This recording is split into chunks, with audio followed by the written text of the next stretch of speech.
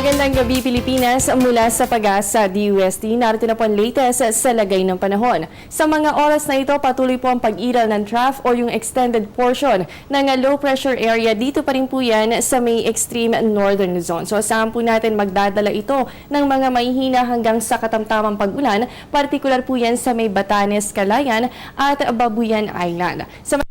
Po sa atin sa Metro Manila at sa nalalabing bahagi po ng Luzon kasama ang Visayas at Mindanao. Magpapatuloy po ito nga mainit na panahon pero posible pa rin naman ang pagkakaroon ng mga panandaliang pag-ulan. At kanina nga po naranasan talaga natin ang mainit na panahon kaya naman alamin po natin kung ano nga ba ang pinakamataas na temperaturang naitala ng Pag-asa kanina po yung alas 2 ng hapon. Una po sa ating listahan ang Science Garden. Dito po yan sa Quezon City kung saan umabot ang temperatura natin sa 35 degrees Celsius. Sa Tugigaraw, ganito nga temperatura rin po.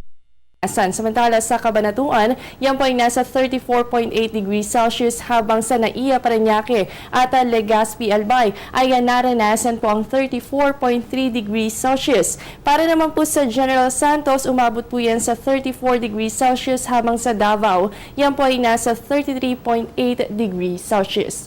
Bukod po dito, binabantayan din natin ang kondisyon ng mga pangunahing dam sa bansa. At dito po sa Luzon, tatlo pa rin ang binabantayan natin, ang Magat Dam, Pantabangan Dam at ang Angat Dam. So base nga po sa datos ng Pag-asa sa Magat ayan po ay nasa 184.17 meters at sa Pantabangan Dam, umabot na po ang current water level nito sa 179.46 meters. Pero kung mapapansin nyo po, dito sa Angat Dam ay mas mababa na siya sa kanyang critical level. Ang kasalukuyang water level para po sa Angat Dam ay nasa 179.98 meters at sa ganitong kondisyon ay pansamantala munang itinigil ang supply ng tubig para po yan sa irigasyon ng Bulacan at Pampanga. Dahil priority po nito ang magbigay ng water supply dito po yan sa Metro Manila. Alamin natin kung magpapatuloy nga ba ang mainit na panahon sa mga susunod na araw. Silipin po natin ang 3-day weather forecast ng Pag-asa. Sa Baguio City, good weather condition po kayo dyan simula bukas hanggang sa araw ng Biyernes. Ang temperatura nyo po nasa pagitan yan ng 16 to 23 degrees Celsius. Dito po sa atin sa Metro Manila may posibilidad pa rin makaranas tayo ng mga pulupulong pag-ulan o pagkidlat pagkulog, lalo na po yan sa hapon o kaya naman ay sa gabi. Yan po ay sa susunod na 3 araw.